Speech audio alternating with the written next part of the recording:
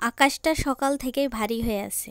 গাছে গাছে বাতাস বসছে আর পরিবেশটা কেমন যেন থমথমে ভাব। তারপর তো ধপাধপ করে বৃষ্টি। ঘরের কোণে জানালার পাশে বসে থেকে চায়ের কাপ হাতে শুধু একটা কথাই মাথায় ঘুরছিল, এই যে আমরা বলি ঘরোয়া ভালোবাসা, এর সবচেয়ে সহজ প্রকাশ কি জানেন? মায়ের রান্নাঘরের গন্ধ।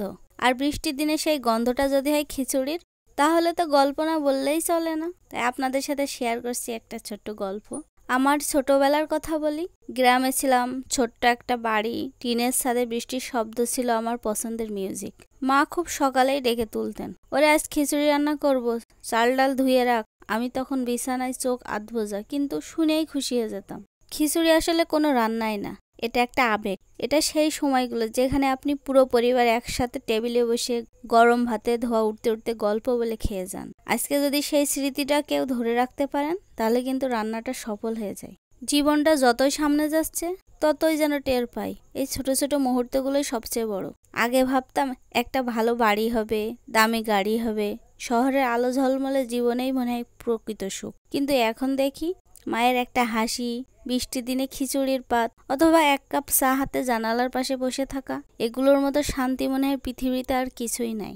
এই কথাই মনে পড়লো, আমাদের সময়টা এমনই ছিল। ছোট্ট একটা থালা, সবাই ভাগ করে খাওয়াতো। কে কাকে বেশি দিল সেটা ভাবতো না, ভাবতো একসাথে খেতে পেরেছি, এটাই কিন্তু প্রকৃত আনন্দ।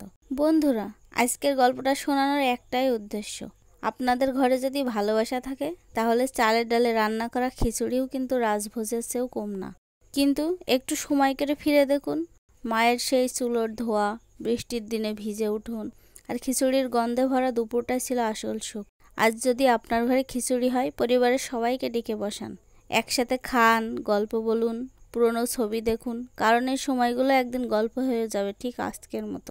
জীবনের দৌড়ে সব সময় বড় কিছু পাওয়ার দিকেই ছুটছি, কিন্তু একটু সময় করে ফিরে দেখুন, মায়ের সেই চুলোর ধোয়া, বৃষ্টির দিনে ভিজে উঠোন আর খিচুড়ির গন্ধে ভরা দুপুরটাই ছিল আসল সুখ। জীবনের যত ব্যস্ততাই থাকুক না কেন, মাঝে মাঝে থেমে গিয়ে বৃষ্টির গন্ধটা নিয়ে আর খিচুড়ির গরম ধোয়াটা টানুন, আর মনে মনে বলুন, এই তো জীবন, আর এই তো ভালোবাসা।